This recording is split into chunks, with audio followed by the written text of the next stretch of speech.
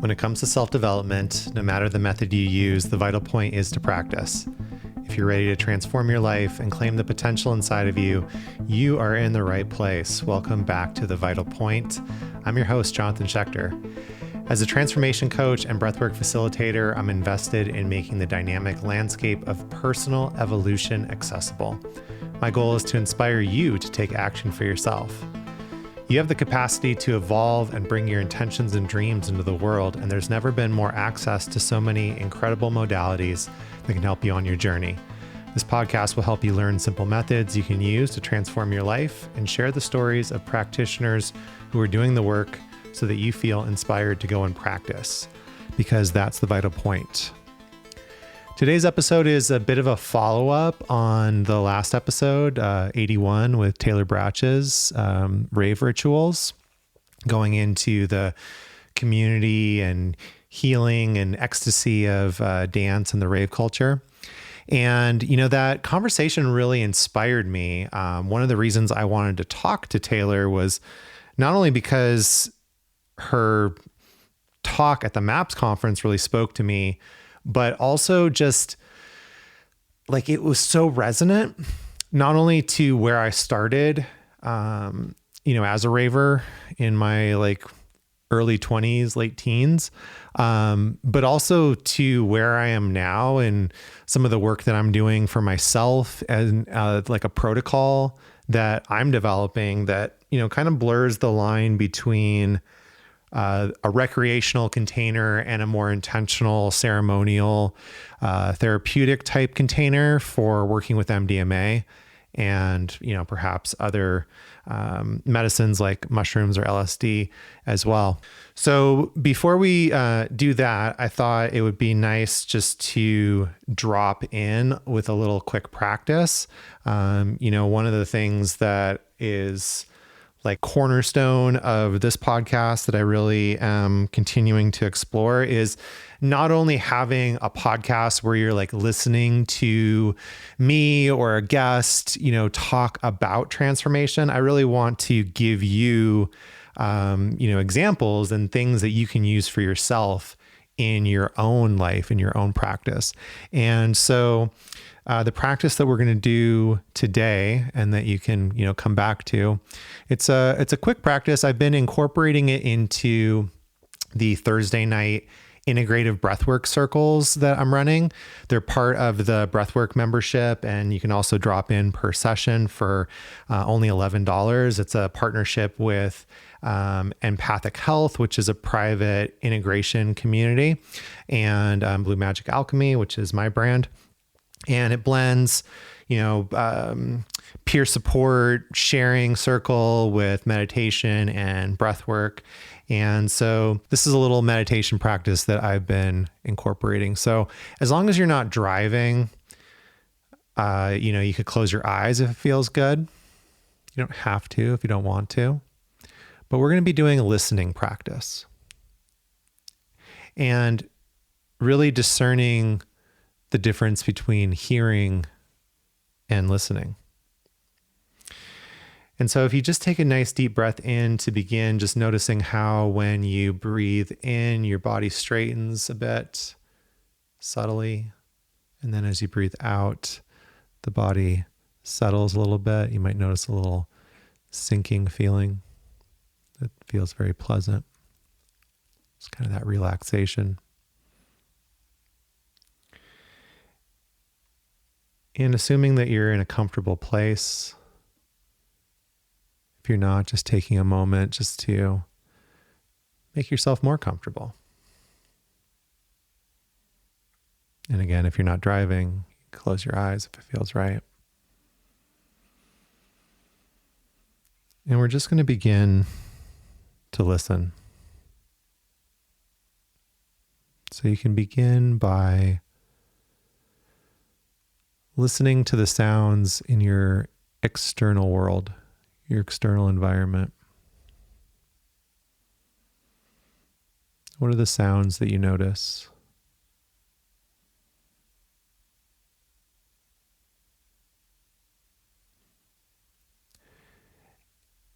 And the invitation is just to see if you can notice them. You don't have to change them. Maybe you notice the thought response that comes along to those sounds. Notice how hearing sounds in the external environment feels in the body. Maybe there's annoyance, like, oh, I'm meditating. Maybe they're pleasant sounds. And just see if you can notice them.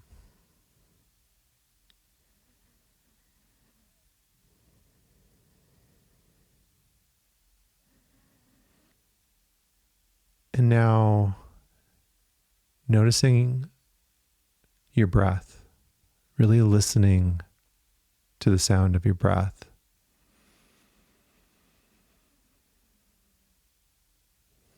Noticing where you hear your breath. Notice where you hear your breath beginning. Can you hear your breath moving through your nose? Can you hear your breath moving through the hairs in your nostrils?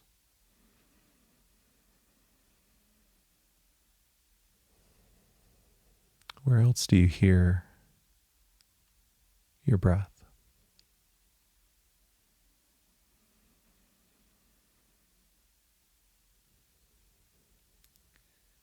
And again, just listening.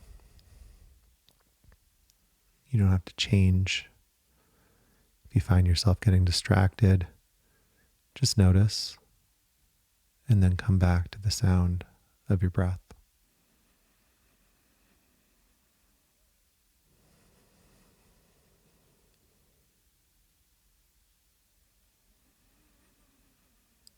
Noticing if you can hear your breath from the very beginning to the very end. And then back into the next beginning. In and out in a natural cycle.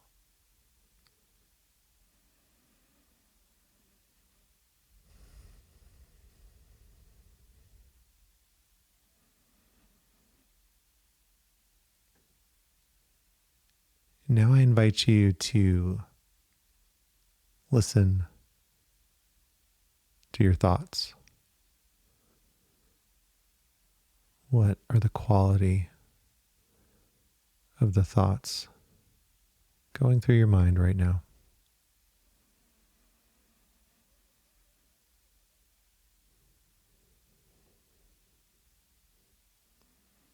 Notice how even though your thoughts are your own, how you hear them inside.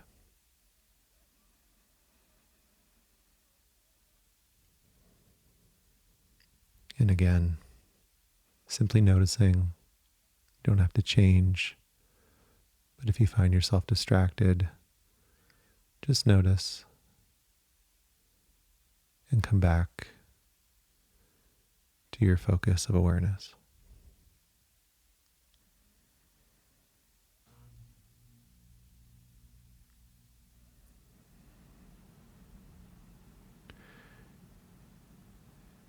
And finally, listening to your body.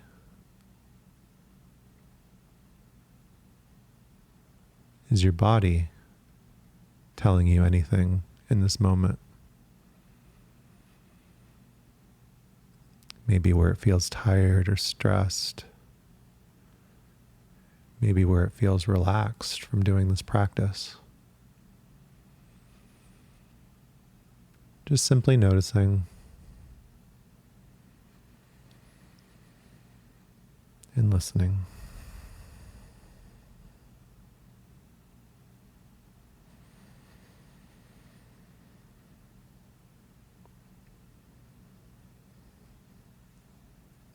Whenever you feel ready, opening your eyes, letting your eyes move, wander a little bit, just seeing what they notice.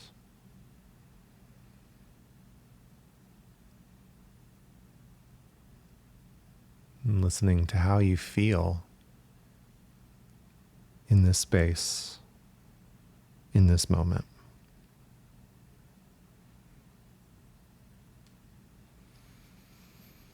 So if you like that practice, bookmark it, come back to the podcast, and hope that you use it well.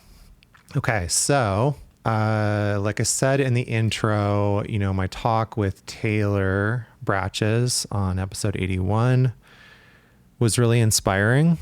Her talk at the MAPS conference was really inspiring on using rave as ritual. And, there was something that was interesting that I was talking with my mom yesterday, and we were talking about my very early days of being a bit lost in drug use. And certainly when I was starting to go to raves, and, she said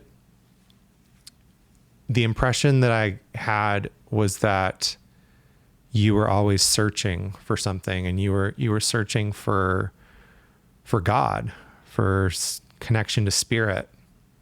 And you were doing that with drugs. Now you're doing it with, more holistic methods, and, the drugs that I'm working with are more medicinal and more intentionally used. But I think there is something to that. When I first started raving, it really was this almost, religious experience, this like spiritual experience. And there's something about the community, the unity, consciousness, the expanded state, the acceptance from the entire container, not to mention the music. I listened to electronic music a long time before I started to actually go out to raves, and going to raves and like listening to it in that environment only made me love it more. So even before I knew what integration was, even before I knew what like intentional psychedelic use was all about, there was already something there as far as like experience in that container. And one of the things that I've been working on for myself over the past year is a more intentional protocol for going to raves. And I really like the results that I'm getting. And so I want to share that protocol with you. And really the point of this protocol is to develop nervous system regulation, presence, to feel resourced, and to build your capacity and to really feel safe in these environments. So like any medicine protocol, as far as I'm concerned, there's 3 stages. There's preparation, there's the actual experience itself, and there's integration. So, after. And integration really begins with preparation. So for me, what I've been doing is, basically at least a week before the event that I'm going to, I start to get intentional. I actually set intentions. I write them out. I spend time meditating and thinking about them. And intention is such an important thing, because I always use this example. I've been a practicing Buddhist for 20 years. And, there's lots of different types of meditation. Oftentimes when people think about Buddhism, they think about meditation. Well, there's a lot of cross-pollination or, meditations that are very similar to Buddhist meditations, but not quote unquote Buddhist. So what is it that makes a meditation Buddhist? A mindfulness practice, for instance, or a loving kindness practice. Well, to me, one of the main things that makes it quote unquote Buddhist is having intention, to be aligned with the Dharma, you could say, the Buddhist doctrine. An action has to have 3 things: an intention before you do it, the actual action itself, and then a dedication of that action, like the merit that you've accumulated, right? So it's almost like recalling that intention and like really like dedicating it. Okay. So getting intentional about what you're doing. Another piece of the preparation is to start to limit your consumption. I start to cut out any foods that really aren't aligned with, my highest good. I cut down on sugar, processed carbs, start to eat cleaner. And consumption isn't just what you're eating. I don't drink alcohol, but definitely would not be drinking. It's also, what are the substances that you're consuming? If I'm working with cannabis, am I using that recreationally, or is it like an intentional cannabis journey? What's the social media, the other media, the music that I'm consuming? And getting really intentional about my diet in that way. I'm also really getting focused about my practices, making sure I'm meditating in the morning, making sure I'm doing my breath work, my heart coherence breath work. Maybe I'll do a breath work journey somewhere, during the week to start to prime my system for that expansion. Making sure I'm exercising, making sure I'm sleeping, and taking at least a couple of ice baths during the week. Now, I have a cold plunge.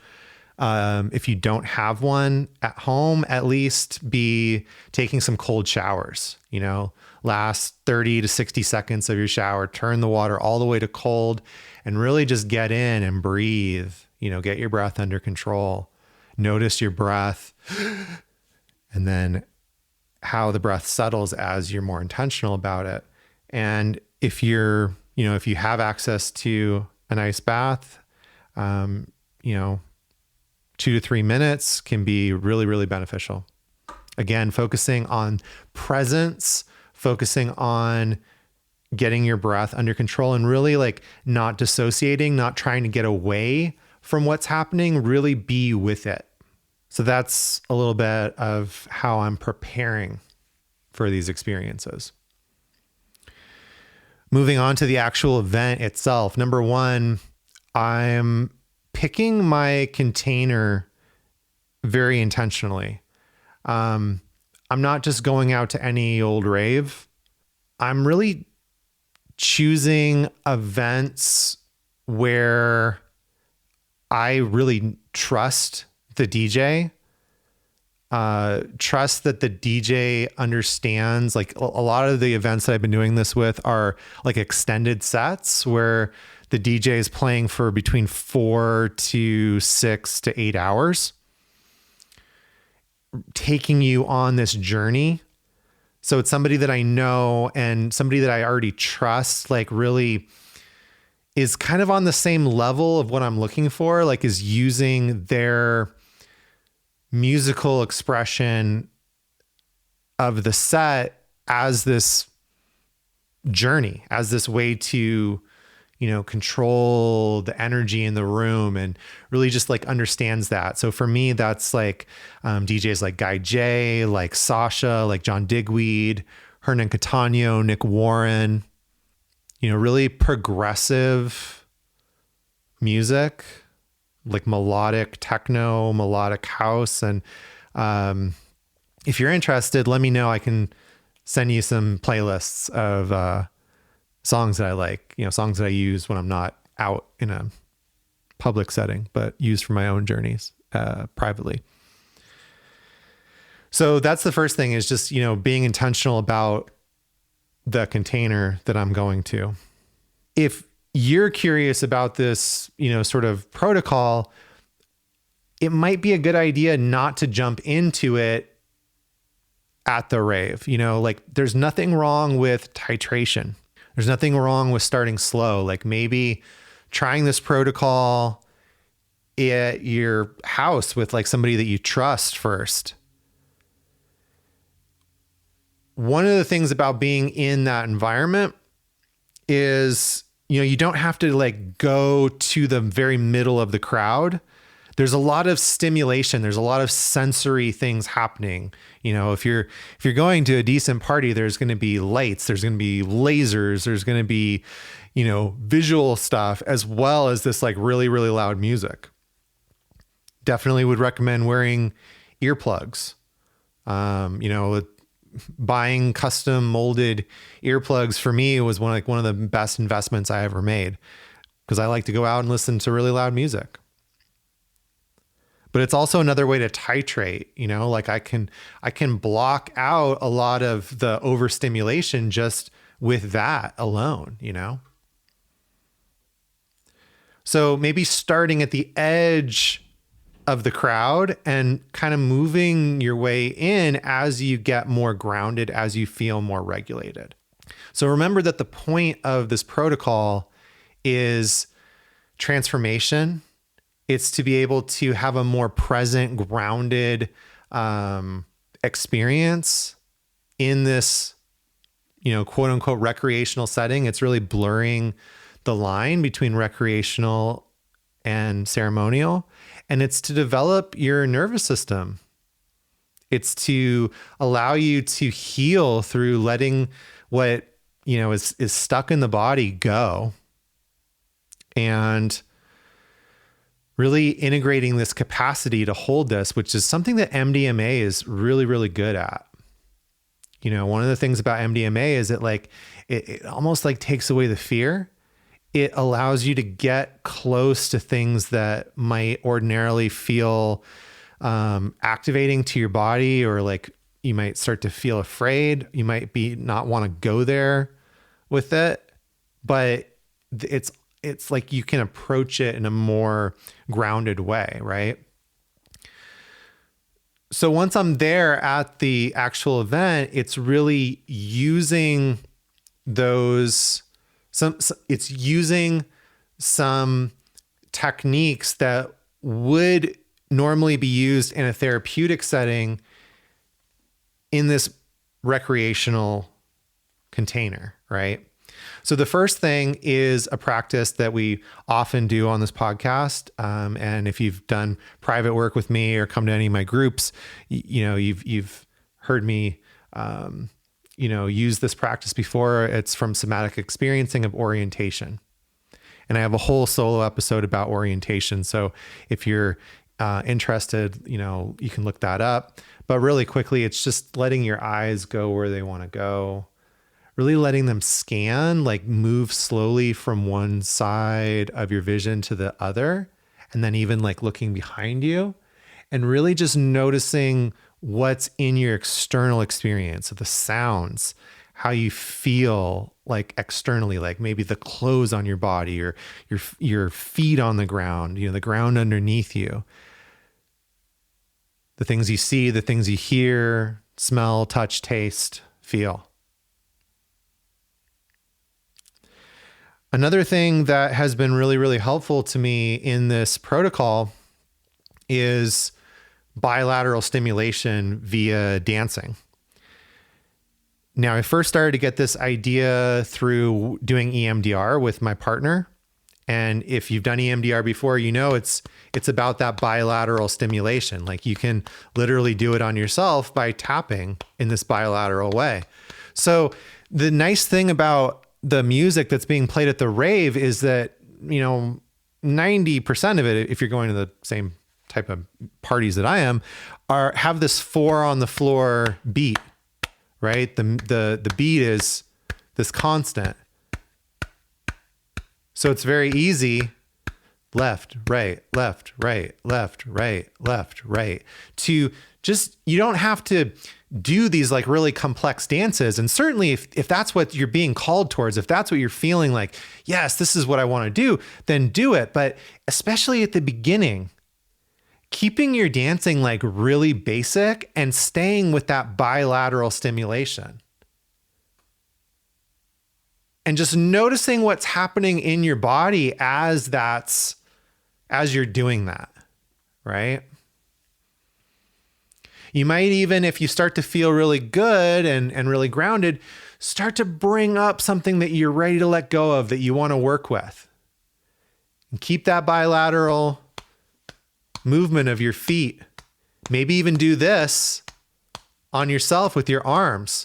And if you feel like embarrassed or self-conscious about doing this in a public place, you could just put your hands to your side. So you got your feet and your hands. And then just noticing what's happening in your body, noticing if there's like something that starts to come up and like following the instinct, like letting yourself move. Dance is a natural way of releasing somatic energy. It's a very healthy way. So just using it in like in this more intentional way rather than just kind of like randomly. So that's the next thing. And then breathing. Taking the pauses that you need to reset with coherence breathing. And by that, and again, this is another thing that I've done whole solo episodes on. You can find it in the back catalog, but breathing in for a count of 5, out for a count of 5, in and out of the nose, really focusing on the diaphragm moving, breathing deeper, slowing the breath down. And so when I'm doing it, I'm combining the orienting and the coherence breathing. And I'm doing that as much as I need to, especially as the medicine comes on, to really regulate and be present with what's coming up, how I feel, really noticing the safety, right? And so, a lot of these practices are things that I do in my private one-on-one coaching. So like, for instance, I have a 6-week container right now, breathwork for integration. It takes you through a lot of these practices, especially where the breathwork and the meditation is concerned. So if any of this is resonating to you, reach out, send me a message, click the link in the show page, and let's chat about it. Another thing that I'm doing that, to me is like kind of a cross between somatic experiencing and something that I've learned in EMDR as well is noticing what's sort of been coined as this phrase of glimmers, and glimmers are the opposite of triggers. So when we feel triggered, we have this sort of discomfort, this, this uncomfortable feeling come up in the body. Glimmers are the opposite of that. Glimmers are these micro moments of happiness, of joy, of bliss maybe. And let me tell you, when you're working with MDMA in a rave, like hopefully you feel that. There's a lot of that. There's these beautiful visual stimulation. There's this beautiful musical, auditory stimulation. You might be meeting people and like they're being really nice, you feel really connected. Notice that. Notice how that feels in your body. Take pauses when you notice it and let yourself really feel it. In EMDR, that's called anchoring.